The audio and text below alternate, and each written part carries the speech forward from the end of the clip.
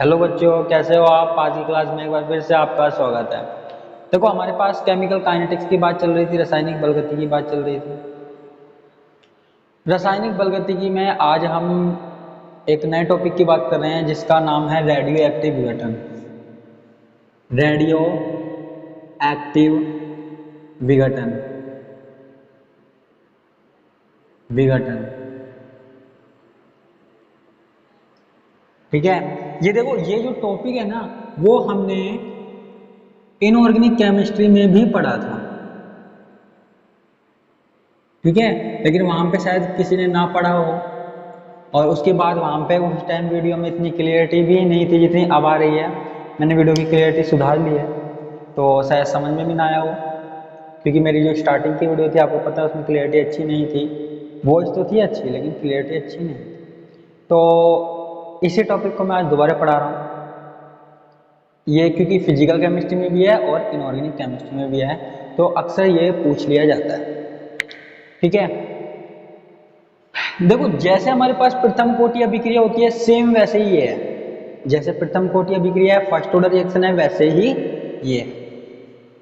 मान लो हमारे पास कोई रिएक्टेंट है ए, और वो टूटकर किस में बदल जाता है, बी में। क्या है, ए, और ए किस में चेंज हो जाता है, बी में। ए कन्वर्ट्स इनटू बी, ठीक है। अब हमने ये मान लिया जब हमारे पास टाइम जीरो था, जब हमारे पास टाइम जीरो था, यानी कि हमने रिएक्शन स्टार्ट की ही नहीं थी, ठीक है। जब हमने रिएक्शन स्टार्ट की नहीं थी, तो जो हमारा रिएक्टेंट था वो था N0। मान लिया, कुछ भी मान सकते हैं, जैसे मैंने फर्स्ट ऑर्डर में माना था ना A, ऐसे ही हम पे N मान लिया। रेडियो एक्टिव विघटन के लिए हम N काम में ले रहे हैं, है ना। थोड़ा बहुत अंतर होना चाहिए। अब कुछ टाइम के बाद हमारे पास क्या हुआ, यानी कि टी टाइम के बाद हमने मान लिया ये रिएक्टेंट चेंज हो गया किसमें, N में। किस में चेंज हो गया, N में, ठीक है। अब जैसे कि आपको पता है, according to law of mass action, अभिक्रिया का वेग क्या होता है, अभिकारक की सांद्रता अपॉन समय, या उत्पाद की सांद्रता अपॉन समय, ठीक है। तो यहाँ पे उत्पाद की सांद्रता तो लिखी नहीं, प्रोडक्ट की, ठीक है। मैंने आपको स्टार्टिंग में ही बता दिया था, चाहे रिएक्टेंट की ले लो चाहे प्रोडक्ट की ले लो, बात एक ही है, ठीक है। तो यहाँ पे मैं इसकी ले लेता हूँ, तो सांद्रता NT अपॉन टाइम, ठीक है। सांद्रता अपॉन टाइम, क्लियर है।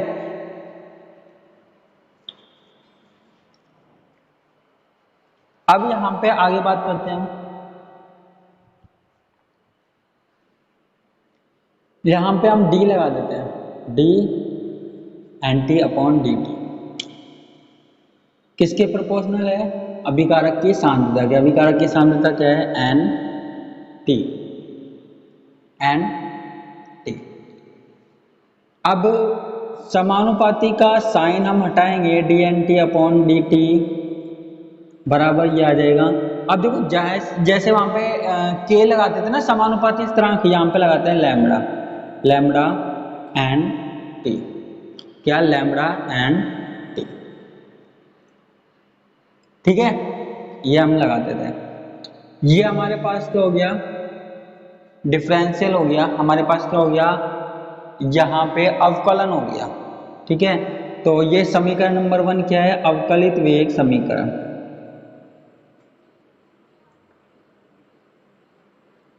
अवकलित वेग समीकरण, ठीक है। अब सेम वही काम जो हम पहले करते थे, वो अब हमको यहां पे करना है, ठीक है। वो अब क्या करना है, हमको यहां पे करना है। अब हमको क्या करना है, इसका समाकलन करना है इन दोनों का, ठीक है। तो समीकरण फर्स्ट का समाकलन करने के लिए क्या करते हैं, जो एक जैसी वैल्यू है, n वाली वैल्यू है, उनको तो एक जगह ले आते हैं, DNT अपॉन NT।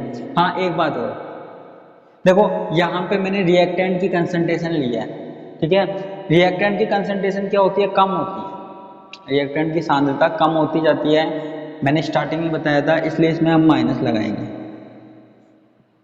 माइनस से वैसे कुछ फर्क पड़ नहीं रहा, माइनस से कुछ फर्क पड़ नहीं रहा, लेकिन हम माइनस लगाएंगे। माइनस क्यों लगाएंगे? माइनस हमको ये बताता है कि अभिकारक की सांद्रता कम होती जा रही है। ठीक है, ये अभिकारक की सांद्रता के लिए है, इसलिए हमने माइनस लगाया, माइनस यूज में लाए। तो minus d n t upon n T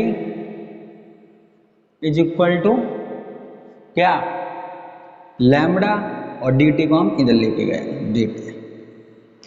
अब हमने इसका समाकलन किया, ठीक है, माइनस का कोई समाकलन होता नहीं है, और ये, ठीक है।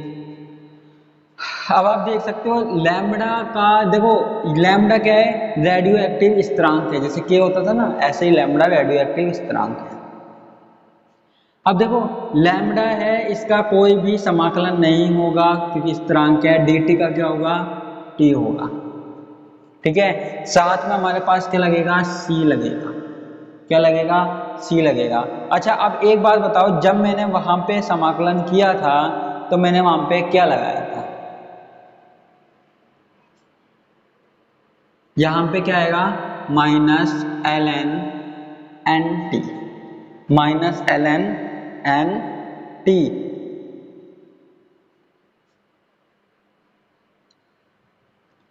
ऐसे किया था ना, 1/x का ln x,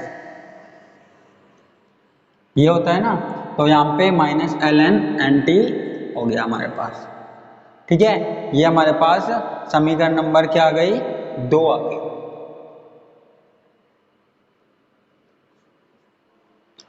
ठीक है। हमारे पास क्या आ गई? समीकरण नंबर 2 आ गई, ध्यान से सुनना।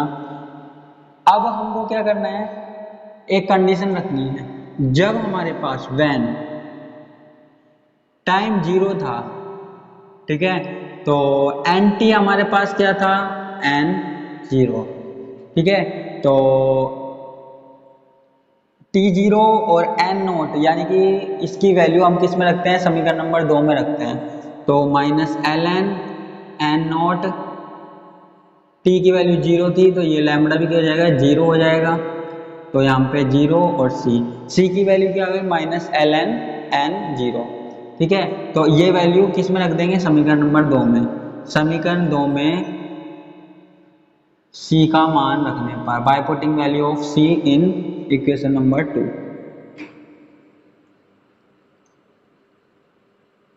c का मान रखने पर, c का मान रखेंगे तो क्या आ जाएगा? Minus l n n t is equal to lambda t, और प्लस प्लस का ये जाएगा minus minus l n n nought, ठीक है। अब एल एन एन नॉट को हम किधर ले आएंगे? इधर ले आएंगे, l n n nought minus का यहाँ के क्या हो जाएगा? प्लस का, minus l n n t is equal to lambda t, ठीक है।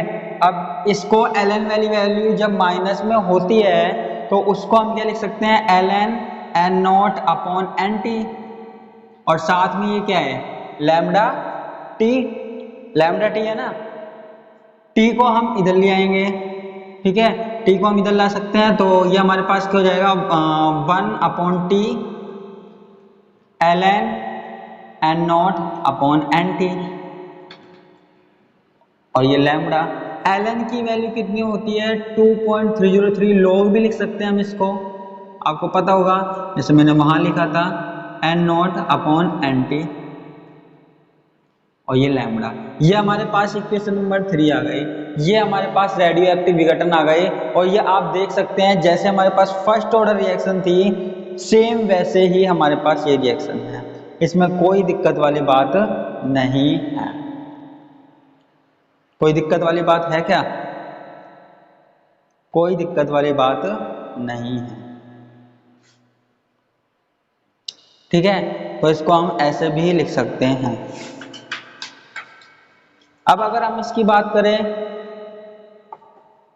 आप इसको उतार सकते हैं, देख सकते हैं, बिल्कुल एक एक समीकरण देख सकते हैं, इसमें कोई दिक्कत वाली बात नहीं है, ठीक है। अब हम अगर इसकी बात करें अर्ध आयु काल की, ठीक है, हाफ लाइफ की, देख लिया होगा अब तक, तो मैं इसको मिटा देता हूं।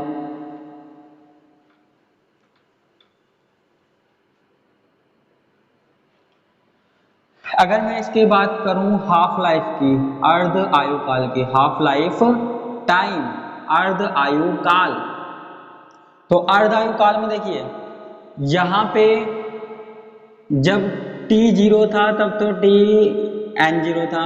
अगर हम बात करें t बराबर t, तो उस पे क्या होगा n 0 अपॉन 2, t हाफ की बात करते हैं। ठीक है, हाफ लाइफ क्या होता है, अर्धायु काल क्या होती है, वह समय जिसमें पदार्थ प्रारंभिक सांद्रता का आधा रह जाता है, वह समय हमारे पास क्या कहलाता है, अर्ध आयु काल कहलाता है। क्या कहलाता है बच्चों, अर्ध आयु काल, हाफ लाइफ टाइम कहलाता है। ठीक है, तो n0/2 हमने लिख दिया। ठीक है, ओके। अब हमारे पास आगे की बात करते हैं। हमारे पास ये वाली समीकरण थी, कौन सी, लैम्बडा बराबर 2.303 log n0 अपॉन nt, साथ में यहाँ पे t।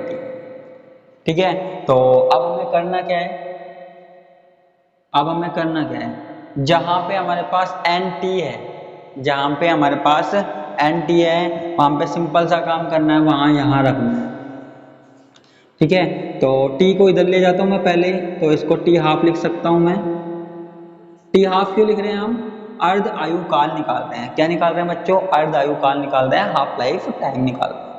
तो t हाफ लिख दिया मैंने, और लैम्बडा को इधर लेके गया तो 2.303 अपॉन लैम्बडा और log n0, nt की जगह क्या लिखेंगे, n0/2, n0 से n0 कट गया तो 2.303 अपॉन लैम्बडा, तो यहाँ पे t हाफ क्या हुआ, 2.303 upon lambda log n0 upon n0 upon 2, n0 से n0 कट गया तो ये क्या रह गया, log 2। ठीक है, log 2 रह गया, और t हाफ, log 2 की वैल्यू कितनी होती है, log 2 की वैल्यू कितनी होती है, 0.3010 अपॉन लैम्बडा। अब इन दोनों को मल्टीप्लाई कर दोगे तो क्या आ जाएगा, 0.693 अपॉन लैम्बडा। तो ये हमारे पास क्या आ गया, हाफ लाइफ आ गया। और आपने देखा होगा कि जो हमारे पास फर्स्ट ऑर्डर रिएक्शन होती है उसमें भी जो हाफ लाइफ होती है, हाफ लाइफ का फॉर्मूला होता है वो भी कुछ इस तरीके से आता है। वहाँ पे हमने लैम्बडा की जगह वहाँ पे हमने k लिख दिया था, k1 लिखा था।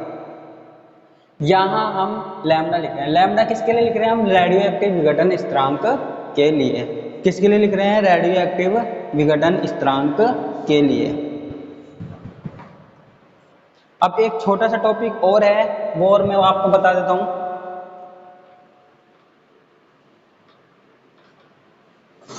एवरेज आयु, एवरेज आयु या औसत आयु। ठीक है, अब ये क्या चीज होती है बच्चों, इसको मिटा देता हूं मैं, इसको भी। औसत आयु, औसत आयु क्या है, औसत आयु को हम लिखते हैं टो से। ठीक है, रेडियो एक्टिव जो विघटन स्थिरांक है उसका व्युत्क्रम, उसका व्युत्क्रम हमारे पास क्या होता है, औसत आयु कहलाता है, इनवर्सली प्रोपोर्शनल। ठीक है, इनवर्सली प्रोपोर्शनल। अब हमारे पास हमको पता है, हमने t हाफ बराबर क्या लिखा था, 0.693 अपॉन लैम्बडा, ये लिखा था ना। और लैम्बडा क्या हो सकता है, 0.693 अपॉन t हाफ। अब लैम्बडा की वैल्यू अगर इसमें हम रख दें तो क्या आ जाएगा, 1/0.693, और t हाफ कहाँ चला जाएगा, ऊपर चला जाएगा ना। अब तो अब अगर एक में 0.693 का भाग दे तो क्या आ जाएगा, 1.44 t हाफ। ऐसे लिख सकता हूं मैं, लिख सकता हूं। तो ये हमारे पास क्या आ गया, ये कैसे आया, यहाँ पे एक था तो एक में 0.693 का भाग दे दिया, डिवाइड कर दिया। तो इस तरीके से हमारे पास क्या आ जाएगी, एवरेज आयु आ जाएगी, औसत आयु आ जाएगी। ठीक है, तो ये हमारे पास क्या हुई, रेडियो एक्टिव विघटन अभिक्रिया हो गई, जो कि प्रथम कोटि अभिक्रिया जैसी है। बाकी का हम देखेंगे कल की क्लास में। आज के लिए सिर्फ इतना ही, धन्यवाद। और अगर आपने चैनल को सब्सक्राइब नहीं किया है तो चैनल को सब्सक्राइब करके ज़रूर जाना, और वीडियो पसंद आए तो वीडियो को लाइक